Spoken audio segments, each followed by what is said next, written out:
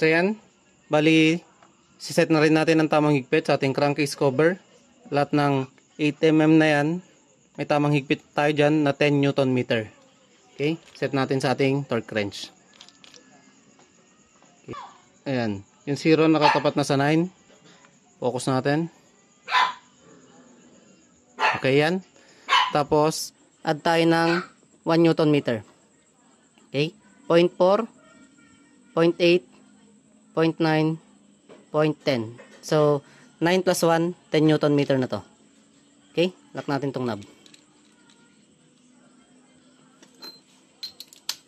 Tapos, criss-cross yung higpit natin. 9 na natin dito sa baba. 1, 2,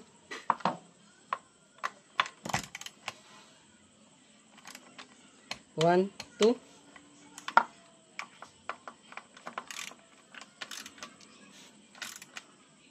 1, 2,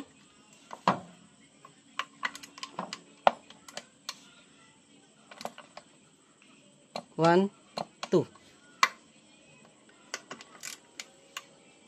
1, 2,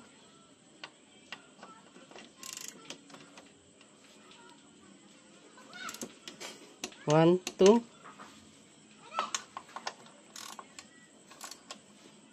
1, 2, 1, 2, 1, 2, 1, 2. Okay. Ito. 1, 2. Tapos pwede nyong ulitin yan ng tuloy-tuloy na. Okay? Double check lang natin. Para wala tayong makaligtaan. 1, 2. 1, 2.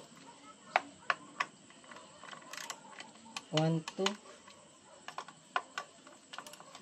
1, 2. 1, 2. 1, 2. 1, 2. 1, 2. 1, 2. 1, 2. Okay? So, tamang higpit tong crankcase natin. Ayan, ibig sabihin pantay-pantay yung higpit ng crankcase natin. Okay? So, goods yan. Walang kalas yan. Ride safe. Peace.